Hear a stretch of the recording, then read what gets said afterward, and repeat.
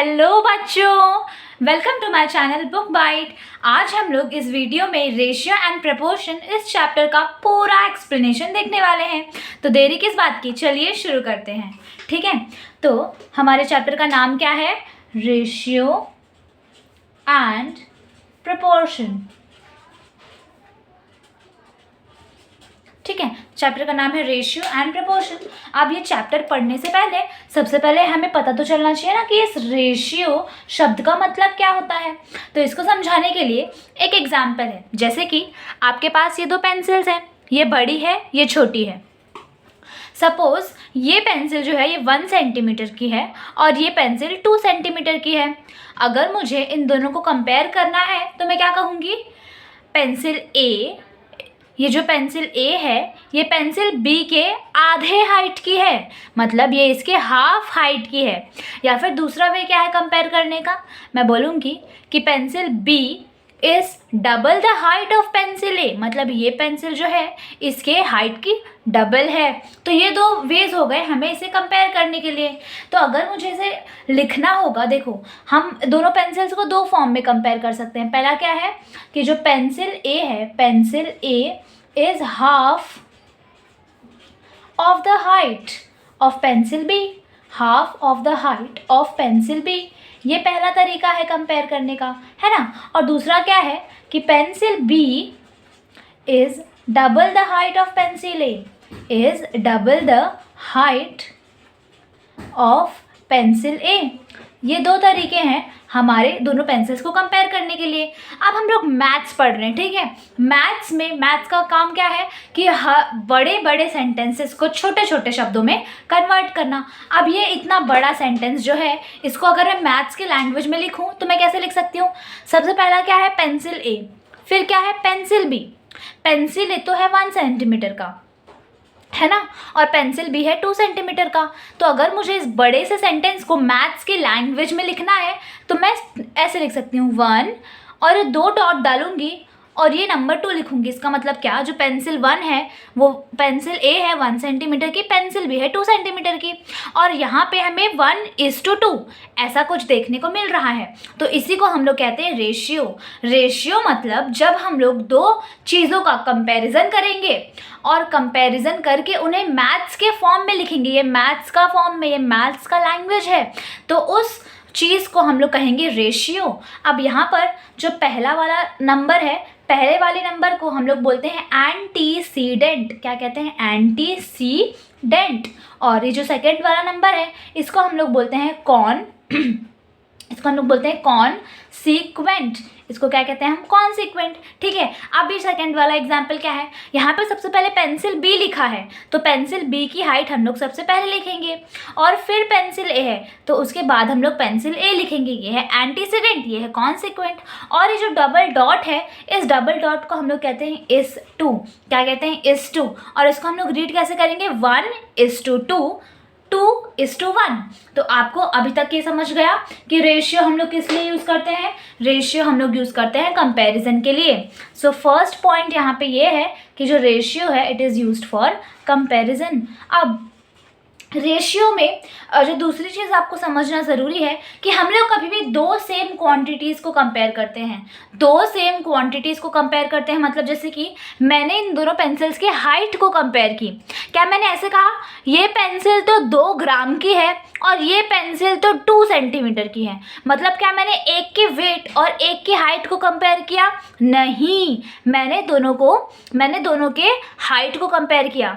जैसे कि अगर मेरे पास दो पेपर हैं, ठीक है, मेरे पास अगर दो पेपर हैं, एक पेपर ब्लैक है एक पेपर वाइट है, तो मैं क्या कहूँगी कि ये ब्लैक है ये वाइट है। मैं दोनों के कलर्स को कंपेयर कर रही हूँ। तो हमेशा हम लोग सेम क्वांटिटीज़ को ही कंपेयर कर सकते हैं, सेम क्वांटिटीज़ का ही रेशियो निकाल सकते हैं। जैसे कि हाइट, अगर एक का हाइट देख रहे हैं तो दूसरे का हाइट देखना है, अगर एक का वेट देख रहे हैं तो दूसरे का वेट देखना है, और अगर एक का कलर देख रहे हैं तो दूसरे का भी कलर देखना है। आप कलर को और हाइट को या फिर वेट को और हाइट को कंपेयर नहीं कर सकते। अब जो तीसरा पॉइंट आपको जो याद रखना ज़रूरी है वो ये है कि दोनों भी चीज़ों के, जो दोनों हमारी चीज़ हैं जिसे हम कंपेयर कर रहे हैं, दोनों की यूनिट्स सेम होनी चाहिए। They should be of same unit. जैसे कि इस पेंसिल की हाइट कितनी थी, 2 सेंटीमीटर। असली में 2 सेंटीमीटर नहीं है, उससे ज़्यादा होगी, 15-16 होगी। बट फॉर एग्जाम्पल कि इस पेंसिल की हाइट मैंने 2 सेंटीमीटर बोली थी और इस पेंसिल की हाइट मैंने 1 सेंटीमीटर बोली थी, तो दोनों का यूनिट सेम था, सेंटीमीटर सेंटीमीटर। वैसे ही अगर दो चीज़ें हैं, दोनों का अगर एक का यूनिट मीटर है तो दूसरे का यूनिट भी मीटर होना चाहिए, या फिर किलोमीटर किलोमीटर, ये तो हाइट हो, किलोमीटर किलोमीटर तो हाइट के यूनिट्स हो गए। अगर वेट है, मैं दो चीज़ों के वेट को कंपेयर कर सकती हूँ, तो केजी होना चाहिए, ग्राम्स ग्राम्स होना चाहिए, समझे? मतलब दोनों भी थिंग्स के जो यूनिट हैं वो सेम होने चाहिए। आई होप आपको अभी तक इतना समझा। अब जो फोर्थ पॉइंट, जो रेशियो के बारे में आपको जानना बहुत ज़रूरी है कि रेशियो को हम लोग फ्रैक्शन के फॉर्म में भी लिख सकते हैं। Ratio can also be return in the form of fraction, in the form of fraction. Ratio को हम लोग फ्रैक्शन के फॉर्म में भी लिख सकते हैं। अब कैसे देखेंगे हम लोग, है ना? देखो, जैसे कि अभी हम लोग ने दो रेशियोज देखे थे। पहला रेशियो 1:2 और दूसरा 2:1। अब इसको हम लोग फ्रैक्शन में लिखेंगे। जो 1:2 है, इसको हम लोग फ्रैक्शन में, ये जो पहला वाला एंटीसीडेंट है ये बन जाता है न्यूमरेटर, और जो कॉन्सिक्वेंट है ये बन जाता है डिनोमिनेटर। मतलब पहला वाला ऊपर जाता है और दूसरा वाला नीचे जाता है। तो ऐसे करके हम लोग रेशियो को फ्रैक्शन में भी लिख सकते हैं। 2:1 था, 2:1 को हम लोग फ्रैक्शन में कैसे लिखेंगे? ये ऊपर, फर्स्ट वाला ऊपर जाएगा न्यूमरेटर में और सेकंड वाला नीचे जाएगा डिनोमिनेटर में, समझे आप? तो फ्रैक्शंस, जो रेशियोज होते हैं उसे हम फ्रैक्शन में भी रिप्रेजेंट कर सकते हैं। अब जो लास्ट पॉइंट है, फिफ्थ पॉइंट, जो कि आपको रेशियो के बारे में ध्यान रखनी है, वो ये है कि रेशियोज आर ऑलवेज, क्या कहा मैंने? Always return in simplest form. Ratio को हम कभी भी सिंपलेस्ट फॉर्म में लिखते हैं। सिंपलेस्ट फॉर्म मतलब क्या? आपको समझेगा, आपको अभी तुरंत ही नहीं समझ जाएगा कि सिंपलेस्ट फॉर्म क्या होता है, धीरे धीरे देखो। सिंपलेस्ट फॉर्म हम लोग कभी भी फाइंड आउट करते हैं डिवीजन से। सिंपलेस्ट फॉर्म हम लोग कभी भी फाइंड आउट करते हैं डिवीजन से। अब डिवीजन हम लोग दो तरीके से कर सकते हैं।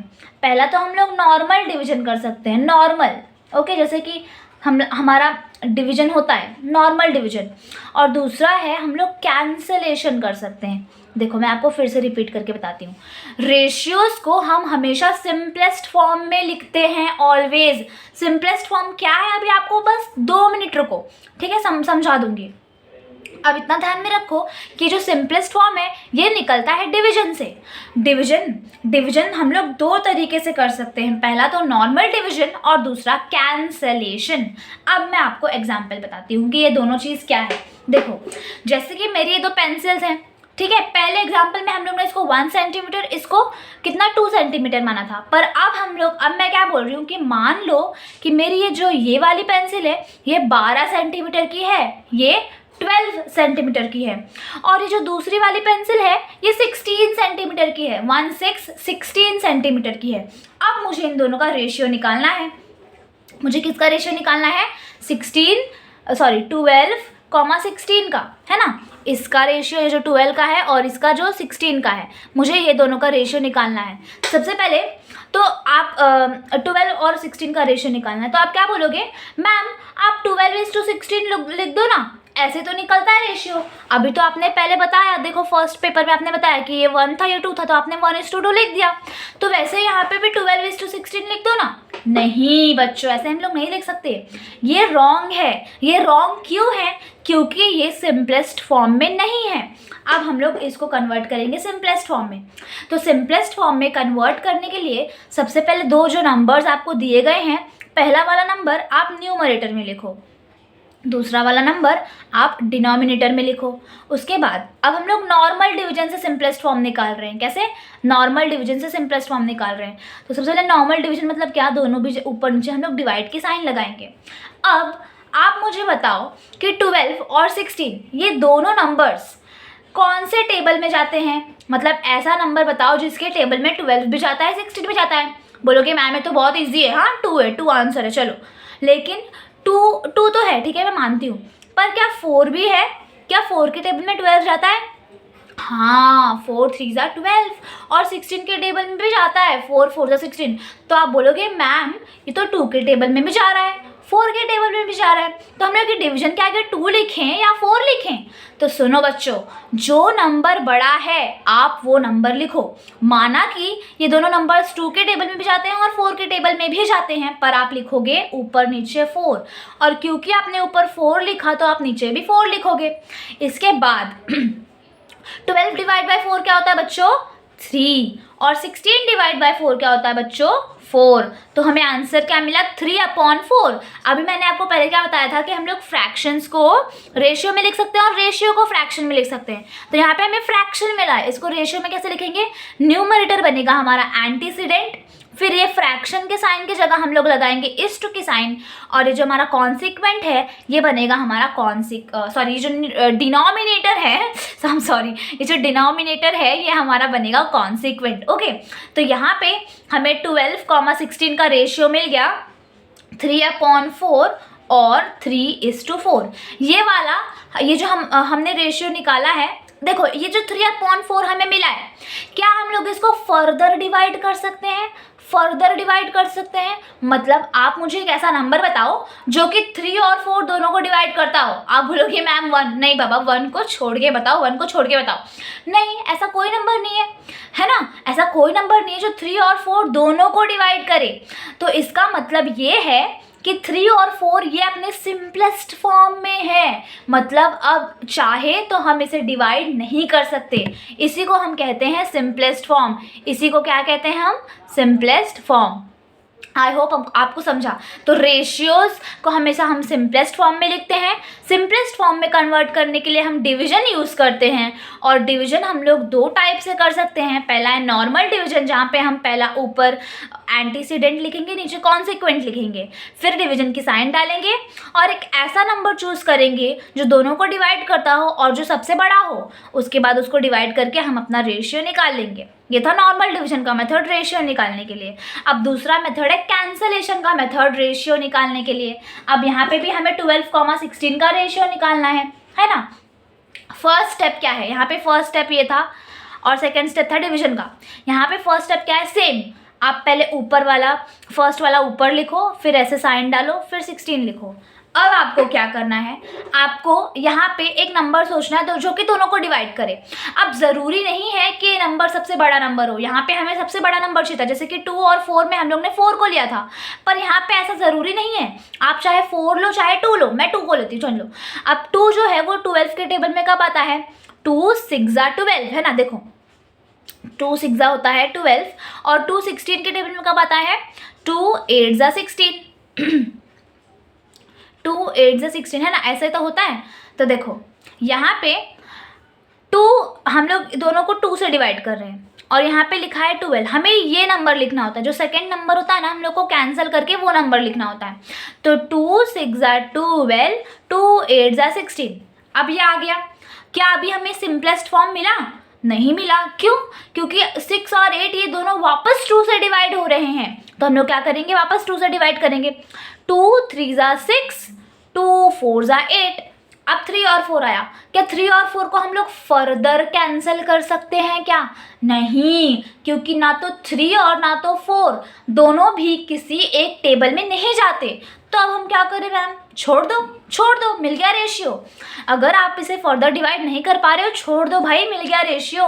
तो अब क्या करेंगे हम? 3/4 और 3:4 हमने इसको इसमें कन्वर्ट कर लिया, तो ये हमें रेशियो मिल गया। आई होप आपको रेशियो तो एकदम मस्त से समझा होगा, है ना। आपको कहीं नहीं ऐसे एक्सप्लेनेशन मिलेगा, मतलब हाँ। तो मैं थोड़ा सा रिवाइज कर लेती हूँ। हम लोग चैप्टर कौन सा पढ़ रहे हैं? Ratio and proportion, standard 6 Maharashtra board, chapter number 11। सबसे पहले हम लोग ने रेशियो को समझा। रेशियो क्या होता है? जब हम लोग दो ऑब्जेक्ट्स को कंपेयर करते हैं तब रेशियो आता है। हम लोग ने जैसे कि 1:2, फिर 2:1। 1 को हम लोग कहेंगे एंटीसीडेंट, 2 को हम लोग कहेंगे कॉन्सिक्वेंट, और इस साइन को हम लोग बोलेंगे is/to। Ratio is used for comparison. Ratio में always we compare the same quantities like height, weight, colour और whatever. Okay, and then the two quantities that we are comparing should have same unit like centimeter centimeter, kg kg, grams grams, etc. Then the ratio can also be written in the form of fraction. For example, 1:2 can be written as 1/2 and 2:1 can be written as 2/1. Understood? Now the fifth and the most important point is ratios are always written in the simplest form, and to write in the simplest form we use division. Now we can divide using two methods, the normal division method and the cancellation method. आपके text book में normal division method दिया हुआ है, पर जब हम लोग word problem solve करेंगे तब आपको कैंसलेशन मेथड का यूज़ करना पड़ेगा। देखो बच्चों, मैंने आपको दोनों मेथड्स बताए हैं। आप ऐसे मतलब वीडियो को लाइटली मत लो। मैं सच में पूरा सोचती हूँ कि यहाँ पे ये यूज़ होने वाला है, और फिर मैं पूरा चैप्टर पहले खुद समझती हूँ। मैं पूरा 2-3 दिन लगाती हूँ, डिज़ाइन करती हूँ कि पहले ये समझाना है, फिर ये समझाना है, ये ही मेथड बता दूँ ताकि वर्ड प्रॉब्लम्स में आपको प्रॉब्लम ना हो। ठीक है, तो आप वीडियो को ध्यान से देखा करो। उसके बाद डिवीजन को करने के हमारे पास दो मेथड थे, नॉर्मल डिवीजन मेथड जो कि आपको टेक्स्ट बुक में बताया है, पर जो कैंसिलेशन मेथड है ये वर्ड प्रॉब्लम जब हम लोग सॉल्व करेंगे ना तब बहुत यूज़ होगा। नॉर्मल डिवीजन मेथड में हम लोग क्या करते थे, सिंपली डिवाइड करते थे, और कैंसिलेशन में हम लोग ने कैंसिल किया। ओके, तो रेशियोज का मतलब आपको समझा। अब एक सेकेंड में एग्जाम्पल दूंगी। ये एग्जाम्पल है ना, एकदम ध्यान से सुनो, ठीक है। ये सेकेंड एग्जाम्पल बहुत इंपॉर्टेंट है। अब ये एग्जाम्पल से आपको समझ में आएगा कि प्रपोर्शन और रेशियो क्या होता है। रेशियो तो समझा ना, आप प्रपोर्शन भी समझेंगे। देखो, एक लड़का है जिसका नाम है गणेश, और दूसरा लड़का है जिसका नाम है उदय। दोनों भी ब्रदर्स हैं। दोनों भी कैसे हैं, दोनों आपस में भाई भाई हैं। अब इनकी जो मॉम है, मम्मी है, मम्मी ने एक रूल बनाया है। क्या रूल बनाया है कि हमेशा उदय को गणेश के कंपैरिजन में ट्रिपल चॉकलेट्स मिलेंगे। ट्रिपल चॉकलेट्स मिलेंगे मतलब क्या, कि गणेश को जितने चॉकलेट्स मिलेंगे उदय को उसके ट्रिपल मिलेंगे। ट्रिपल मतलब हमेशा 3 क्वांटिटी में मिलेगा। देखो, अगर गणेश को मैंने 1 चॉकलेट दिया तो इसका ट्रिपल यानी कि 1 का ट्रिपल मतलब 1 × 3 कितना, मुझे उदय को 3 चॉकलेट्स देने पड़ेंगे। अगर मैंने गणेश को 2 चॉकलेट्स दिए तो 2 का ट्रिपल यानी कि 2 × 3 मुझे उदय को 6 चॉकलेट्स देने पड़ेंगे। अगर मैंने गणेश को 3 चॉकलेट दे दिए तो 3 का ट्रिपल 3 × 3 मुझे उदय को 9 चॉकलेट्स देने पड़ेंगे। आपको समझा, ये रूल है। अब यहाँ पे हम लोग इसका रेशियो निकालेंगे। देखो, फर्स्ट केस में मैंने गणेश को 1 चॉकलेट दिया और उदय को मैंने 3 चॉकलेट्स दिए, तो 1,3 1,3 का अगर मैं रेशियो निकालूँ तो मैं क्या आएगा, 1:3। ठीक है, 1:3 आएगा, क्योंकि मैं इसको सिंपलेस्ट फॉर्म में कन्वर्ट नहीं कर सकती है ना। ये 1:3 खुद ही सिंपलेस्ट है। उसके बाद देखो, सेकेंड वाले केस में मैंने गणेश को दिए थे 2 चॉकलेट्स और मैंने उदय को दिए थे 6। अब 2,6 का मैं रेशियो निकालूंगी तो मैं क्या करूँगी, सबसे पहले 2/6 लिखूंगी, है ना। फिर डिवीजन की साइन डालूंगी। 2 और 6 दोनों भी किसके टेबल में जाते हैं, 2 के टेबल में जाते हैं, तो मैंने दोनों को 2 से डिवाइड किया। 2/2 आएगा 1, 6/2 आएगा 3, तो मुझे यहाँ पे रेशियो क्या मिल गया, 1:3। ठीक है, फर्स्ट केस का भी रेशियो 1:3 आया, सेकेंड केस का भी रेशियो क्या आया, 1:3। अब थर्ड में देखो, थर्ड में मैंने गणेश को 3 चॉकलेट्स दिए और उदय को मैंने 9 चॉकलेट्स दिए। अब मैं इसका रेशियो निकालती हूँ 3,9 का, तो मैं लिखूँगी 3/9, आगे डिवीजन की साइन डालूंगी। 3 और 9 दोनों भी किसके टेबल में जाते हैं, 3 के, तो मैं 3 से डिवाइड कर दूंगी। 3/3 क्या आएगा, 1, और 9/3 क्या आएगा, 3। तो यहाँ पे भी मुझे रेशियो क्या मिल रहा है, 1:3। मतलब आपको तीनों भी केस में रेशियो क्या मिल रहा है, 1:3। अगर मतलब ये दोनों रेशियो सेम है, ये दोनों रेशियो सेम है और ये दोनों रेशियो सेम है ना, तो अगर 2 रेशियो सेम है तो हम उसे क्या बोलते हैं कि वो प्रपोर्शन में है। क्या बोलेंगे हम, वो प्रपोर्शन में। जैसे कि मैंने 1:3 ये वाला है और ये 2:6 ये दूसरा वाला है, मैं दोनों के बीच में 4 डॉट डालूंगी। 4 डॉट क्यों डालूंगी, क्योंकि इसका भी आंसर 1:3 आ रहा था और 2,6 का भी आंसर 1:3 आ रहा था। क्योंकि दोनों का रेशियो सेम आ रहा था, इसलिए ये दोनों नंबर्स कैसे हैं, प्रपोर्शन में हैं। ये जो 4 डॉट्स है इसको हम लोग कहेंगे प्रपोर्शन की साइन है। किसकी साइन है ये, प्रपोर्शन की। अब जैसे कि ये दोनों को देखो, 2:6 और 4 डॉट डालूंगी और मैं 3:9 डालूंगी। मैं क्या कहूँगी 2:6 इज़ इन प्रपोर्शन विथ 3:9। मैंने ऐसे क्यों किया? क्योंकि 2:6 का भी रेशियो 1:3 आ रहा था और 3,9 का भी रेशियो 1:3 आ रहा था। मतलब दो सेम रेशियोज प्रपोर्शन फॉर्म करते हैं, दो सेम रेशियोज प्रपोर्शन फॉर्म करते हैं। I hope you got this explanation. ठीक है, मेन इंपॉर्टेंट पॉइंट्स तो हमारे यहाँ पे ख़त्म हो गए। अब देखो, ये सब इम्पॉर्टेंट पॉइंट्स जो है आपको बताना बहुत ज़रूरी था, क्योंकि अब जब आप टेक्स्ट बुक आपकी पढ़ोगे ना, आपको ऐसे चुटकियों में समझ जाएगा। बच्चों देखो, ये चैनल पे ना मैं पूरा अभी तो फ़िलहाल 6th स्टैंडर्ड का पूरा मैथ्स और पूरा साइंस पढ़ाने वाली हूँ। तो अगर आपने सब्सक्राइब नहीं किया है तो आप सब्सक्राइब कर लो, ठीक है। और पूरा मैथ्स और साइंस पढ़ाने के बाद मैं पूरा ज्योग्राफी, पूरा हिस्ट्री पढ़ाऊँगी, ठीक है। तो अगर आपको मुझसे सब पूरा 6th स्टैंडर्ड पढ़ना है, 6th स्टैंडर्ड फिर 7th स्टैंडर्ड, मैं मतलब पूरे पढ़ाऊँगी। और अगर आपको मुझसे पढ़ने में अच्छा लगता है तो आप प्लीज़ चैनल को सब्सक्राइब और शेयर करिए, ठीक है। चलो अब आगे बढ़ते हैं। नीलिमा क्या बोल रही है? I am twice as old as Ramesh. मैं रमेश से ट्वाइस ओल्ड हूँ। तो यहाँ पे रेशियो क्या आएगा? देखो नीलिमा जो है वो रमेश से 2 गुना ज़्यादा बड़ी है। मतलब नीलिमा का एज अगर 2 होगा तो रमेश का 1 होगा, वो उससे डबल है। तो यहाँ पे रेशियो क्या आएगा? 2:1। और 2:1 को हम लोग 2/1 भी लिख सकते हैं, ठीक है। उसके बाद यहाँ पे हम लोग ने यहाँ पे उन्होंने एग्जाम्पल्स दिए हैं। एग्जाम्पल्स, फर्स्ट एग्जाम्पल देखते हैं हम लोग। Janaki अम्मा's idlis and dosas are delicious. For idlis, she uses urad dal and rice in the proportion 1 cup dal and 2 cup rice. Idlis के लिए जानकी अम्मा जी क्या करती हैं? 1 कप दाल और 2 कप राइस लेती हैं। तो इडलीस में हमारा दाल 1 कप रहता है और राइस 2 कप रहता है। दोनों के बीच में हम लोग रेशियो की साइन डाल देंगे। तो ये हो गया हमारा इडलीस का रेशियो।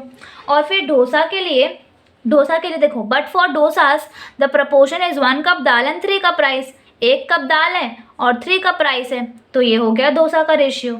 उसके बाद यहाँ पे Margaret makes great biscuits. She uses 3 cups of wheat flour with 2 cups of sugars. 3 cup किसका है? 3 कप है व्हीट फ्लावर का और 2 कप किसका है? 2 कप है शुगर का। यहाँ पे हमें रेशियो बताना है शुगर का और फ्लावर का। मतलब पहले शुगर आएगा फिर फ्लावर आएगा। देखो हमें रेशियो बताना है शुगर और फ्लावर का। तो शुगर का पहले आएगा। शुगर कितना है? 2 कप है तो 2 आएगा, फिर इस 2 की साइन। फिर फ्लावर कितना है? फ्लावर 3 कप्स है तो 2 के बाद 3 आएगा। तो हमारा रेशियो क्या आ गया? 2:3 और 2/3, ठीक है। ईजी है, आपने इतना बड़ा चीज़ अभी तक सीख लिया, आपको तो ये एकदम मस्त समझ रहा होगा। उसके बाद यहाँ पे आते हैं। Flowers were distributed among the girls in equal proportion. देखो फ्लावर्स जो है वो डिस्ट्रीब्यूट किए गए थे। 3 गर्ल्स को 12 फ्लावर्स मिले थे। अगर 3 गर्ल्स को, नंबर ऑफ गर्ल्स कितने हैं? 3 हैं। अगर 3 गर्ल्स को नंबर ऑफ फ्लावर्स यानी कि 12 फ्लावर्स मिले थे, तो बताओ एक गर्ल को कितना फ्लावर मिला होगा? हम लोग 3 को 12 से डिवाइड कर देंगे, है ना। तो क्या आएगा? 1/4। इसका मतलब अगर 1 है नंबर ऑफ गर्ल तो 4 होगा नंबर ऑफ फ्लावर। इसका मतलब एक लड़की को 4 फ्लावर मिला। एक लड़की को कितना फ्लावर मिला? 4 फ्लावर। तो अगर 1 गर्ल को 4 फ्लावर्स मिले तो 5 गर्ल्स को कितने फ्लावर मिलेंगे? 5 × 4, है ना। 5 को हम लोग 4 से मल्टीप्लाई करेंगे तो क्या आएगा? 20। तो 5 को हम लोग करेंगे 4 से मल्टीप्लाई। उसके बाद अगर 32 फ्लावर्स हैं तो 32 फ्लावर्स हम लोग कितने गर्ल्स को देंगे? तो देखो 8 को हम लोग 4 से मल्टीप्लाई करेंगे तो 32 आएगा। तो यहाँ पे क्या आएगा? 8। उसके बाद यहाँ पे हम लोग ने अभी भी निकाला कि 1 गर्ल को 4 फ्लावर्स मिलेंगे, ओके। अब देखो ये example. Every student finds the ratio of his or her own age to his grandmother age. हर एक बच्चा क्या कर रहा है? खुद के एज का और खुद के ग्रैंड मदर के एज का रेशियो निकाल रहा है, okay. John's age is 10 years and his grandmother's age is 65 years, okay. Find the ratio. देखो क्या है, जॉन का जो एज है वो कितना है? 10 years है और जॉन की ग्रैंड माँ का एज क्या है? 65 years। हमें रेशियो निकालना है दोनों की एजेस का, मतलब हमें 10,65 का रेशियो निकालना है, ठीक है। हम लोग क्या करेंगे? 2 मेथड्स मैंने आपको बताया था ना रेशियो निकालने के लिए। देखो सबसे पहले फर्स्ट मेथड से हमें पहला वाला ऊपर लिखना है, फिर दूसरा वाला नीचे लिखना है, फिर डिवाइड की डालनी है साइन उसके बाद अब आप मुझे बताओ कि ऐसा कौन सा नंबर है जो कि 10 और 65 दोनों को डिवाइड कर रहा है। सिंपल 5। तो हम लोग ऊपर नीचे 5 से डिवाइड कर देंगे। तो 10 डिवाइड बाय 5 क्या आएगा 2 और 65 डिवाइड बाय 5 क्या आएगा 13।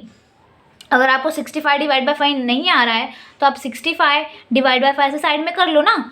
5 के टेबल में 6 कब जाएगा, 5 1 ज़ा 5, 1 बचा, 3 नीचे आएगा, सॉरी 5 नीचे आएगा। तो क्या आएगा 5 3 ज़ा 15। आंसर क्या आया 13।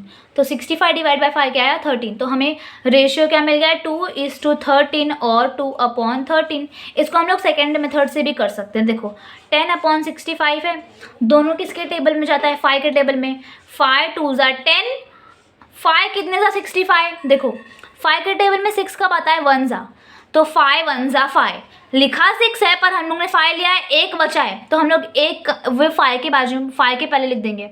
5 के टेबल में 15 का पता है 5 3 ज़ा 15, ठीक है। तो यहाँ पे भी हमें रेशियो क्या मिला 2:13 और 2/13। आप कौन सा भी मेथड यूज़ कर सकते हो, ठीक है, वो आपके ऊपर है, जो आपको ईजी लगे आप वो यूज़ कर सकते हो। तो यहाँ पे हमें रेशियो मिल गया जॉन के उनके ग्रैंड मदर का 2/13, ठीक है। देखो आपके टेक्स्ट बुक में भी वही आंसर है 2/13। अब हम लोग नेक्स्ट एग्जाम्पल देखते हैं। Nikhil brought 12 guavas and 16 chikoos. Nikhil ने 12 गुआवाज और 16 चीकूज लाए। गुआवाज कितने हैं 12, चीकूज कितने हैं 16। हमें बताना है रेशियो किसका, गुआवा का और चीकू का। पहला गुआवा दूसरा चीकू, तो गुआवा का 12 पहले लिखेंगे, चीकू का 16 बाद में लिखेंगे। देखो अब 12 और 16 दोनों भी 4 के टेबल में जाता है, इसलिए हम लोगों ने दोनों को 4 से डिवाइड किया, ठीक है। 4 से डिवाइड करने के बाद 3/4 आ गया। तो हमारा रेशियो क्या है 3/4, किसका, गुआवा का और चीकू का। अगर पहले चीकू है बाद में गुआवा है तो इसका रेशियो कैसा आएगा, चीकू का 16 जो है हम लोग पहले लिखेंगे, गुआवा का जो 12 है उसको हम लोग बाद में लिखेंगे। दोनों 4 के टेबल में जाता है तो दोनों को मैंने 4 से डिवाइड कर दिया। उसके बाद हमारा आंसर क्या है 4/3। तो रेशियो क्या है 4/3, किसका, चीकू का गुआवा का। तो पहले वाले का उल्टा आया है, ठीक है। अभी तक आपको समझा है ना, ऑल द बेस्ट। अब नेक्स्ट वाला देखते हैं। अभी हमें पेज नंबर 58 पे ये वाला एग्जाम्पल देखेंगे, फिर ये एग्जाम्पल देखेंगे, फिर यूनिटरी मेथड का ये सारे, मतलब हम लोग ना पूरा चैप्टर एक्सप्लेनेशन, पूरा इस चैप्टर का एक्सप्लेनेशन करने वाले हैं इस वीडियो में, ठीक है। आप लोग बोर मत हो जाना, प्लीज़ पढ़ना, आपको कोई भी डाउट नहीं रहेगा। ओके आगे बढ़ते हैं। यहाँ पे देखो कि द वेट, यहाँ पे क्या है, यहाँ पे ये जैगरी है यानी कि गुड़, ठीक है। ये बड़ा ब्लॉक है और ये छोटा सा लंप है। ये जो बड़ा वाला ब्लॉक है इसका वेट कितना है, इस बड़े ब्लॉक का वेट है 1 kg और ये जो छोटा सा लंप है इसका वेट कितना है, इसका वेट है 200 ग्राम्स। अब जल्दी से आपको एक बात क्लिक होनी चाहिए, मैम ने बताया था फर्स्ट पेज में कि रेशियो का रूल क्या है कि हमेशा रेशियो में जो हमारा यूनिट है वो सेम होना चाहिए। यानी कि अगर केजी है तो केजी होना चाहिए, ग्राम है तो ग्राम होना चाहिए। पर यहाँ पे 1 केजी है 1 ग्राम है, तो फटाक से आप लोग को ये ध्यान में आना चाहिए कि हम लोग केजी को ग्राम में कन्वर्ट करेंगे। तो 1 kg is equal to how many gram, 1000 grams. तो अब हम लोग इसको कंपेयर कर सकते हैं। हम लोग अब किसका रेशियो निकालेंगे, 1000 ग्राम और 200 ग्राम्स का, ठीक है। देखो रेशियो निकालना है। सबसे पहले weight of the lump upon weight of the block. Lump का वेट इन लोग ने 200 लिखा पर वेट ऑफ द ब्लॉक इन्होंने 1 लिखा, मतलब 1 kg लिख दिया। क्या ये राइट है, 200/1 क्या ये राइट है? क्यों राइट नहीं है, क्योंकि ये तो ग्राम में है और ये केजी में है। तो यहाँ पे लोग पूछ रहे हैं इज दिस राइट, क्या ये राइट है? हमारा आंसर क्या है, no this is not right. तो राइट क्या है, देखो 1 kg को हम लोग को 1000 ग्राम्स में कन्वर्ट करना पड़ेगा और फिर हमें निकालना पड़ेगा। तो वेट ऑफ द लंप कितना आएगा 200 ग्राम्स और वेट ऑफ द ब्लॉक क्या आएगा 1000 ग्राम्स। अब निकालो। देखो ये लोग ने ना क्या मालूम क्या किया है, ये लोग ने मल्टीप्लाई करके किया, पर आप लोग देखो मैं बताती हूँ। यहाँ पे 200/1000 तक आपको समझा ना। अब इसके आगे देखो 200/1000 है। एक मैं रूल आपको बताती हूँ कि अगर न्यूमरेटर और डिनोमिनेटर में कभी भी एंड में ज़ीरोज़ हैं, एंड में अगर कभी भी ज़ीरो है तो आप उसको कैंसिल कर सकते हो। क्या कर सकते हो, कैंसिल। एंड मतलब ये साइड, यहाँ पे ये ज़ीरो का कहाँ है, एंड में है, तो मैं इसको कैंसिल करूँगी और ये कैंसिल किया तो यहाँ का भी मुझे एक ज़ीरो कैंसिल करना पड़ेगा। उसके बाद ये गया, अब ये एंड में बचा ना तो मैं इसको कैंसिल करूँगी। तो इसके बदले में मुझे इसका भी कैंसिल करना पड़ेगा। अब क्या यहाँ पे कोई जीरो बचा है नहीं, और यहाँ पे अगर यहाँ पे नहीं बचा तो हम लोग यहाँ का कैंसिल नहीं कर सकते, मतलब इसका एक तो इसका एक, समझे। तो मैंने कैंसिल कर दिया। अब बचा क्या, यहाँ पे ऊपर तो दोनों जीरो चले गए, बचा है सिर्फ 2, और नीचे क्या बचा है, दोनों जीरो चले गए, बचा है सिर्फ 10, 2/10 बचा। अब 2/10 का आप रेशियो निकालो।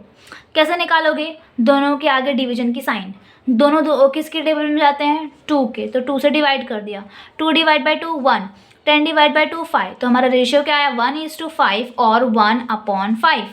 सेम चीज़ ये लोग ने यहाँ पे करी है। देखो यहाँ पे लोग ने क्या किया, 200 को ये लोग ने 2 × 100 लिखा है ना, 2 × 100 लिखा, और 10 को ये लोग ने 10 × 1000 को ये लोग ने 10 × 100 लिखा। उसके बाद क्या किया, ये 100 और 100 को कैंसिल कर दिया, है ना। हम लोग ने भी वही किया ना, यहाँ का 2 जीरो यहाँ का 2 जीरो कैंसिल किया। उसके बाद फिर क्या बचा, ये लोग के पास 2 बचा और इधर 10 बचा। उसके बाद फिर ये लोग ने क्या किया कि 2 को ये लोग ने लिखा 1 × 2 और 5 को लिखा 5 × 2। फिर ये जो 2 है और ये 2 को कैंसिल किया, तो यहाँ पे क्या बचा 1/5। ये मेथड करेक्ट है, और इसी मेथड से आगे किया है। एग्जाम्पल में ये लोग ने अलग वे से क्यों किया पता नहीं, ठीक है, तभी भी आपको समझा होगा, है ना। अब ये देखो यहाँ पे, अब यहाँ से एक नया टॉपिक, नया चीज़ स्टार्ट होता है। देखो रेशियोज जो है ना, रेशियो एंड प्रपोर्शन, सॉरी मैंने राशन लिख दिया रेशियो एंड प्रपोर्शन जो है, ये यूज़ किस लिए होते हैं, ये यूज़ होते हैं अननोन थिंग्स को फाइंड आउट करने के लिए। किसको, अननोन थिंग्स को फाइंड आउट करने के लिए यूज़ होते हैं। वो देखेंगे हाँ हम लोग कौन से अननोन थिंग्स क्या और क्या नहीं। अब अननोन थिंग्स को फाइंड आउट करने के लिए हमारे पास 2 मेथड्स हैं, आपके टेक्स्ट बुक में बताया है ये। पहला मेथड है इक्वेशन मेथड। पहला मेथड कौन सा है, इक्वेशन मेथड, और दूसरा मेथड है यूनिटरी मेथड। दूसरा मेथड कौन सा है, यूनिटरी मेथड। अगर आपने ना मेरा इक्वेशंस का चैप्टर नहीं देखा है ना, तो आप प्लीज़ देख लो, मैं उसका लिंक डिस्क्रिप्शन में डाल दूंगी, या फिर कमेंट सेक्शन में पिन कर दूंगी, या फिर मैं आई बटन में डाल दूंगी, या फिर आप मेरे खुद के चैनल के प्लेलिस्ट में जाकर देख लेना, बहुत अच्छे से पढ़ाया है। आप वो इक्वेशंस का चैप्टर देखो, फिर रेशियो एंड प्रपोर्शन पढ़ना, ठीक है, तब ज़्यादा अच्छे से समझेगा। देखो रेशियो एंड प्रपोर्शन हम लोग अननोन थिंग्स को फाइंड आउट करने के लिए यूज़ करते हैं, और अननोन थिंग्स को फाइंड आउट करने के लिए 2 मेथड्स है, equation method, unitary method. Okay, इतना समझा। अब यहाँ पर एक वर्ड प्रॉब्लम है। इस वर्ड प्रॉब्लम में हम लोग को अननोन थिंग्स को फाइंड आउट करना है, और यहाँ पे अननोन थिंग्स को फाइंड आउट करने के लिए ये लोग ने कौन सा मेथड यूज़ किया है, इक्वेशन मेथड। यहाँ पे वो लोग ने इक्वेशन मेथड का यूज़ किया है, ठीक है। उसके बाद यहाँ पे यूनिटरी मेथड, मतलब यहाँ पे भी एक क्वेश्चन है, और यहाँ पे अननोन को फाइंड आउट करने के लिए वो लोग ने यूनिटरी मेथड का यूज़ किया है। तो दोनों भी मेथड हम लोग को पढ़ना है, क्योंकि दोनों भी टेक्स्ट बुक में दिया हुआ है। अब ये वाले क्वेश्चन को पढ़ते हैं। A ratio can be use to write an equation. हम लोग एक रेशियो यूज़ कर सकते हैं इक्वेशन को लिखने के लिए। Then it is easier to solve the problem. अब देखो क्वेश्चन पढ़ो। A hostel is to be built for school going girls. School जाने वाली बच्चियों के लिए हमें हॉस्टल्स बनवाना था। 2 toilets are built for every 15 girls. हर 15 गर्ल्स के लिए 2 टॉयलेट, हर 15 गर्ल्स के लिए 2 टॉयलेट, बाकी के 15 गर्ल्स के लिए 2 टॉयलेट, फिर बाकी के 15 गर्ल्स के लिए 2 toilet. How many toilets will be required for 75 girls. अगर 75 गर्ल्स के लिए हॉस्टल बनवाना है तो हमें कितने टॉयलेट्स लगेंगे। तो इसको हमें सॉल्व करना है by using equation method. Steps देखो, सबसे पहले आपको लिखना पड़ेगा गिवन। गिवन में आप क्या लिखोगे, देखो 2 toilets are required for 15 girls. ये गिवन में दिया है। टू फाइंड क्या करना है, क्या फाइंड आउट करना है, how many toilets for 75 girls. How many toilets for 75 girls. ध्यान से देखो, अब सॉल्यूशन की बारी आती है। सॉल्यूशन में फर्स्ट स्टेप है आपको इसे एकदम सिंपल फॉर्म में लिखना। तो आप क्या करोगे, 2 लिखोगे, टॉयलेट लिखोगे। कितने के लिए चाहिए, 15 गर्ल्स के लिए चाहिए। तो आपको टू फाइंड में क्या बोला है, 75 गर्ल्स दिया है, पर टॉयलेट नहीं दिया है, तो जो आपको नहीं दिया है आप उसे x अज्यूम करोगे, x टॉयलेट। फर्स्ट स्टेप क्या है, आपको ये फॉर्म में लिखना है क्वेश्चन को। सेकेंड स्टेप पे आपको लिखना है लेट, सेकेंड स्टेप में आपको लिखना है लेट द टू फाइंड में से ये सेंटेंस छापो और हाउ मेनी की जगह x लिख दो। Let the number of toilets for 75 girls be x। क्या हम लोग ने x माना है, 75 गर्ल्स के लिए x टॉयलेट, तो उसको हम लोग ने सेंटेंस में लिख दिया। फर्स्ट स्टेप का आपको ये करना है, सेकंड स्टेप आपको ये करना है। थर्ड स्टेप में आपको लिखना है रेशियो। थर्ड स्टेप में क्या लिखना है, आपको रेशियो लिखना है। देखो अब एक बात ध्यान में रखो अब आप एक बात ध्यान में रखो कि जो हमें फाइंड आउट करना है उसको हमेशा फर्स्ट हम लोग यहाँ पे लिखेंगे फर्स्ट में, और रेशियो के न्यूमरेटर में लिखेंगे। ढूंढना क्या है हम लोग को, x। ढूंढना क्या है हम लोग को, x। तो हम लोग उसको इस वाले साइड में रखेंगे और हम लोग उसको न्यूमरेटर में रखेंगे। तो हम लोग ने ऊपर लिख दिया x के नीचे क्या आएगा 75। हम लोग ने उसको फर्स्ट तो इधर लिखा प्लस उसको ऊपर लिखा, ये कंडीशन है। अब ध्यान से देखो, हम लोग यहाँ से यहाँ गए है ना, तो ऊपर भी हम लोग यहाँ से यहाँ जाएंगे। तो यहाँ पे हम लोग इक्वल टू की साइन डालेंगे, यहाँ से यहाँ जाएंगे, मतलब पहले 2 फिर नीचे 15। समझ में आया इतना? फर्स्ट स्टेप क्या था, फर्स्ट स्टेप था आपको ये लिखना, सेकेंड स्टेप था लेट लिखना, थर्ड स्टेप था ये बनाना, प्रपोर्शन बनाना। अब देखो हमें लेफ्ट हैंड साइड, ये लेफ्ट हैंड साइड है, राइट हैंड साइड है, हमें लेफ्ट हैंड साइड में किसकी वैल्यू ढूंढनी है, हमें x की वैल्यू ढूंढनी है। x के साथ हमें क्या नहीं चाहिए, हमें 75 नहीं चाहिए। तो 75 को भगाने के लिए हम 75 यहाँ पे डिवाइड हो रहा है तो हम लोग कर देंगे मल्टीप्लाई। अगर मल्टीप्लाई कर देंगे तो 75 जो डिवाइड में है और 75 जो मल्टीप्लाई में है दोनों हो जाएंगे कैंसिल, तो हमें मिलेगा सिर्फ x की वैल्यू और हमारा काम बन जाएगा। पर अगर हम लोग इस साइड 75 से मल्टीप्लाई करेंगे तो हमें इस साइड भी करना पड़ेगा। क्यों? क्योंकि अगर आप ध्यान से देखो तो ये एक इक्वेशन है और इक्वेशन का रूल ये होता है कि अगर आप इस साइड कुछ कर रहे हो तो आपको इस साइड भी करना पड़ेगा। तो हम लोग क्या करेंगे, x/75, यहाँ पे हम लोग 75 से मल्टीप्लाई करेंगे और क्योंकि हम लोग ने इधर 75 से मल्टीप्लाई किया तो हम लोग इधर भी 75 से मल्टीप्लाई करेंगे। ठीक है, अब यहाँ का 75 क्या हो जाएगा, कैंसल। क्या हो जाएगा, कैंसल। अब इधर देखो, इसको सॉल्व करके हम लोग को एक नंबर बनाने का है। देखो ये 2 और 15 क्या किसी के टेबल में जाते हैं क्या? नहीं, 2 और 15 किसी के भी टेबल में जाते हैं एक साथ, पर जो 75 और 15 है ये दोनों किसी के तो टेबल में जाते हैं। सोचो किसके टेबल में जाते हैं, 5 के। वेरी गुड, 5 के टेबल में कैसे जाते हैं, क्योंकि इसकी यूनिट्स प्लेस में 5 है और इसके भी यूनिट्स प्लेस में 5 है ना। और 5 अगर हम लोग को चेक करना होगा कि कोई नंबर 5 के टेबल में जाता है कि नहीं, तो उसके यूनिट्स प्लेस को चेक करने का।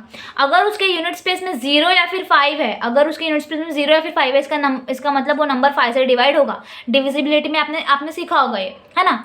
तो दोनों नंबर 5 के टेबल में जाएंगे। ये नंबर ऊपर है, न्यूमरेटर में है, ये नंबर नीचे है, डिनोमिनेटर में है, तो इसको हम लोग कैंसिल कर सकते हैं। कैंसिल करेंगे, 5 के टेबल में 15 का पता है, 5 3 ज़ा 15। 5 के टेबल में 75 का पता है, ये तो हम लोग को नहीं पता मैम। 5 का टेबल तो हम लोग ने 50 तक ही पढ़ा था, 5 10 ज़ा 50। 75 का कैसे पता करेंगे? देखो सिंपल है, एक एक नंबर लो ना। 5 के टेबल में 7 का पता है, आता भी है क्या? नहीं आता है। 5 आता है, तो 5 कब आता है, 5 1 ज़ा 5, है ना। बचा कितना, 2। तो 2 मतलब हम लोग ने 5 लिया है ना, पर यहाँ पे तो 7 लिखा है, तो मतलब 2 का डिफरेंस हम लोग ने किया है, तो 2 हम लोग लिखेंगे यहाँ पे 5 के पहले, तो ये बन गया 25। 5 के टेबल में 25 कब आता है, 5 5 ज़ा 25। समझ में आया बच्चों आपको? तो यहाँ पे x एज इट इज़ आएगा, ये तो कट हो गया, मतलब इधर कुछ भी नहीं बचा, फिर इधर इक्वल टू की साइन आएगी। इधर क्या बचा, 2 3 और 15। देखो अभी ये 3 और 15 ये फर्दर कैंसिल होगा क्या, होगा। दोनों भी 3 के टेबल में रहते, 3 1 ज़ा 3, 3 5 ज़ा 15, है ना। अब इधर क्या बचा, 2 इंटू ये ऊपर का 5 और ये नीचे का 1, तो x is equal to 2 into 5 क्या आता है, 10, और नीचे का 1 मतलब कुछ नहीं। अगर किसी भी नंबर के नीचे 1 है ना तो वो नंबर ही आता है, समझे क्या। तो इधर क्या आएगा 10 आएगा। तो हमें x का मिला 10 मिला। x 10 मिला मतलब क्या कि हमें 75 गर्ल्स के लिए x यानी कि 10 टॉयलेट्स लगेंगे। समझ में आया क्या? फिर से समझाऊंगी, बहुत इंपॉर्टेंट है। देखो रेशियो एंड प्रपोर्शन में हम लोग अननोन थिंग्स फाइंड आउट करते हैं। अननोन थिंग्स जैसे कि एक्स वाई वेरिएबल्स, ठीक है। इसको फाइंड आउट करने के लिए दो मेथड्स है, इक्वेशन मेथड, यूनिटरी मेथड। अब हम लोग पढ़ेंगे इक्वेशन मेथड, जहाँ पे हम लोग इक्वेशन बनाते हैं। इक्वेशन बनाते हैं मतलब क्या कि दो रेशियोज रहेगा, दोनों के बीच में इक्वल टू का साइन रहेगा, है ना। तो इक्वेशन मेथड से हम लोग ने सम सॉल्व किया, जो कि आपके टेक्स्ट बुक के पेज नंबर 58 पे है। ये वही है, हाँ, मैं कुछ अलग नहीं पढ़ाती हूँ, सब आपकी टेक्स्ट बुक से ही रहता है। तो यहाँ पे 2 टॉयलेट्स रिक्वायर्ड है 15 गर्ल्स के लिए। तो हम लोग को बताने का है कि कितने टॉयलेट्स चाहिए 75 गर्ल्स के लिए। तो फर्स्ट स्टेप हम लोग सोल्यूशन में क्या लिखेंगे, जो गिवन है ना उसको अच्छे से लिखेंगे, 2 इज इक्वल टू 15। फिर 2 फाइंड को भी अच्छे से लिखेंगे।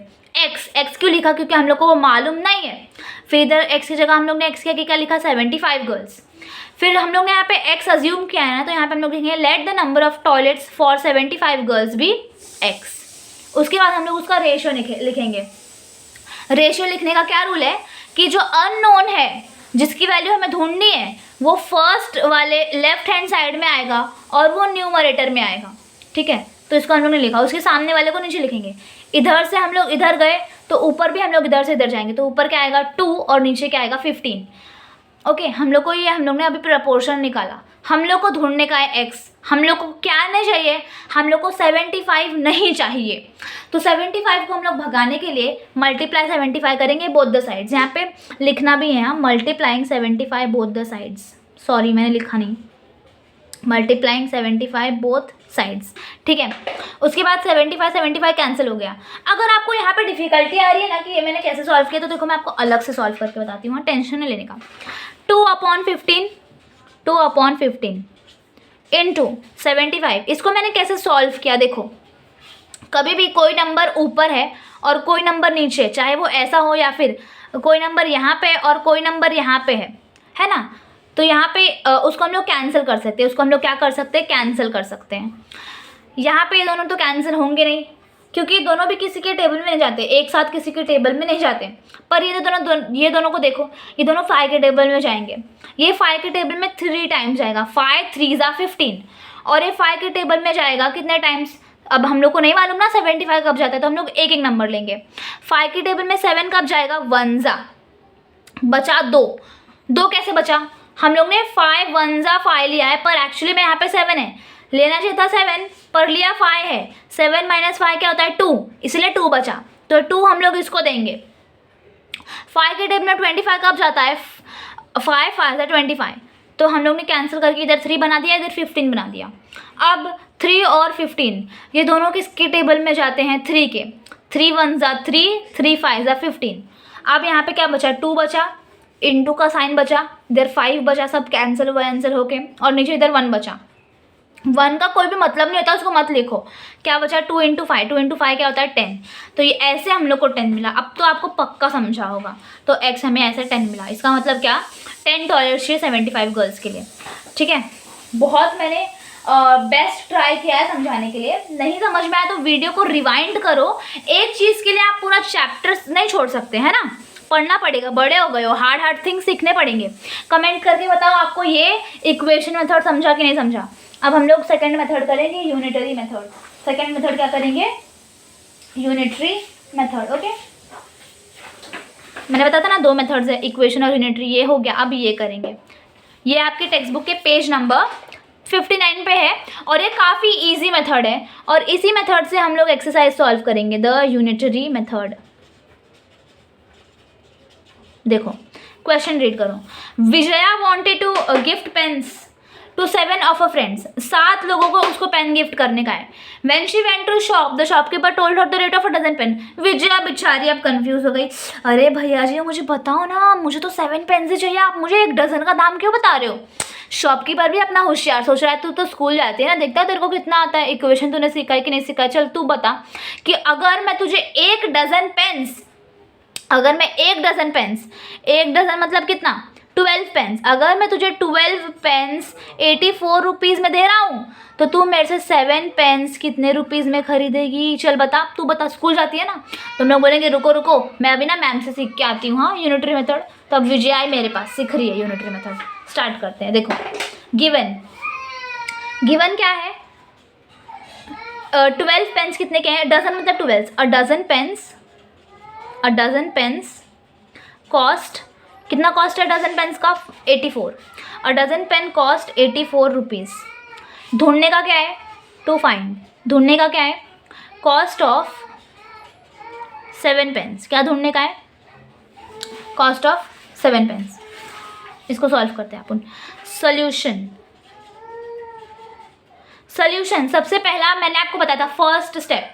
देखो अब इक्वेशन मेथड का फर्स्ट, इक्वेशन मेथड का अलग है, वो फर्स्ट है, इसका मेथड अलग है। इसको ध्यान से देखो।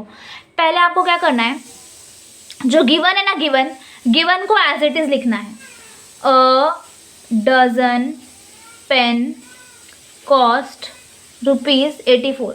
फर्स्ट स्टेप क्या है? गिवन को एज इट इज़ लिखना है। अब यूनिटरी, यूनिटरी इस वर्ड से आपको क्या समझ में आ रहा है? यूनिट, यूनिट मतलब क्या होता है? 1। तो यूनिटरी मेथड में कभी भी हम लोग 1 की वैल्यू फाइंड आउट करेंगे और फिर बाकी की वैल्यूज़ को निकालेंगे।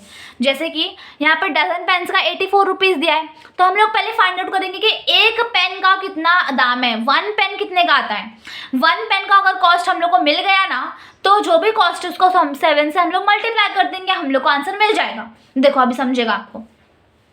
सबसे पहले तो आपको सोल्यूशन में फर्स्ट स्टेप क्या है कि जो गिवन का सेंटेंस है ना, वो एज इट इज़ छापने का है। A dozen pens cost ₹84। Second step क्या है? टू फाइंड क्या करने का हम लोग को? कॉस्ट ऑफ 7 पेन्स, है ना। टू फाइंड हम लोग को कॉस्ट ऑफ 7 पेन्स करने का है, पर हम लोग डायरेक्टली ये नहीं करेंगे। सबसे पहले हम लोग 1 पेन का कॉस्ट फाइंड आउट करेंगे। सेकेंड स्टेप क्या है? एक पेन का कॉस्ट फाइंड आउट करने का। तो हम लोग लिखेंगे देयरफॉर कॉस्ट ऑफ 1 पेन, एक पेन का कॉस्ट फाइंड आउट करेंगे। देखो अब तुम लोग मुझे बताओ, डजन यानी कि 12 पेन्स का कॉस्ट अगर 84 है तो एक पेन कितने का मिलेगा? अगर मुझे तुम लोग बताओ, सिंपल, अगर मुझे 10 चॉकलेट्स 20 रुपीज़ में मिल रहा है तो मुझे 1 चॉकलेट कितने का मिलेगा? सिंपल है ना मैम, आप 20 को 10 से डिवाइड करो ना, 2 आंसर आएगा। एक चॉकलेट आपको 2 रुपये में मिलेगा, है ना। तो वैसे यहाँ पे मैं 84 को अगर 12 से डिवाइड करूँगी तो मुझे 1 पेन का कॉस्ट मिलेगा। 84 को 12 से डिवाइड करूँगी। अब 84 को 12 से कैसे? देखो 12 1 ज़ा 12, 12 के टेबल में 84 कब आता है? 12 5 ज़ा 60, 12 6 ज़ा 72, 12 7 ज़ा 84, 7 टाइम्स, है ना। तो 12 1 ज़ा 12, 12 7 ज़ा 84, मतलब क्या कि एक पेन का कॉस्ट कितना है? 7/1, मतलब कि 7 रुपीज़। एक पेन 7 रुपीज़ में मिल रहा है। तो अब मुझे बताओ कि 7 पेन्स कितने मिलेंगे? देयरफॉर कॉस्ट ऑफ 7 पेन्स, एक पेन अगर 7 का है तो 7 पेन्स कितना होगा? 7 × 7 यानी कि 49 रुपीज़, है ना। तो 7 पेन्स कितने का होगा? 49 rupees. Therefore cost of 7 pens is equal to 49 rupees. समझा? देखो यूनिटरी मेथड में हम लोग 1 का फाइंड आउट करते हैं और फिर 1 का जो भी आया उसको हम लोग जितना का पूछा है उससे मल्टीप्लाई कर देते हैं, ठीक है। सबसे पहले आपको गिवन लिखने का है, फिर टू फाइंड लिखने का है, फिर सोल्यूशन में फर्स्ट स्टेप क्या है? सोल्यूशन का फर्स्ट स्टेप है गिवन के सेंटेंस एज इट इज़ लिखने की। सेकेंड स्टेप क्या है? टू फाइंड में जाने का। टू फाइंड में क्या पूछा है? कॉस्ट ऑफ 1 पेन्स, पर 1 की जगह सबसे पहले 7 पेन्स, 7 की जगह सबसे पहले हम लोग 1 का निकालने का। जो भी टू फाइंड में जाने का, टू फाइंड में जो भी पूछा है वो उसकी जगह पर हम लोग को 1 का निकालने का है। तो यहाँ पे कॉस्ट ऑफ 7 पेन निकालने का था ना, तो सेकेंड स्टेप में हम लोग कॉस्ट ऑफ 1 पेन निकालेंगे। 1 पेन का कॉस्ट क्या आएगा? अ डजन अगर 84 का मिल रहा है तो 84 को अ डजन से यानी कि 84 को 12 से डिवाइड करेंगे तो हम लोग को 1 पेन का कॉस्ट मिलेगा। तो 84 को 12 से डिवाइड किया तो मुझे 7 मिला, है ना। तो 7 मिल गया, तो एक पेन का कॉस्ट आया 7 रुपीज़, तो 7 का कितना आएगा? 7 × 7, तो मुझे मिल गया 49 रुपीज़। ठीक है, तो ये था हमारा यूनिटरी मेथड। यहाँ पे हमारा चैप्टर होता है ख़त्म। आई होप आपको समझा। अगर आपको वीडियो अच्छा लगा तो आप प्लीज़ लाइक करो, सब्सक्राइब करो, कमेंट करो अपने डाउट्स, ठीक है। और मैं अगले वीडियो में इसके 2 एक्सरसाइज है ना, तो मैं अगले और अगले वीडियो में क्या करूँगी, दोनों के एक्सरसाइज भी अपलोड कर दूँगी, साथ में सब कुछ देखना, पूरा मस्त टॉप करना, ठीक है। बाय।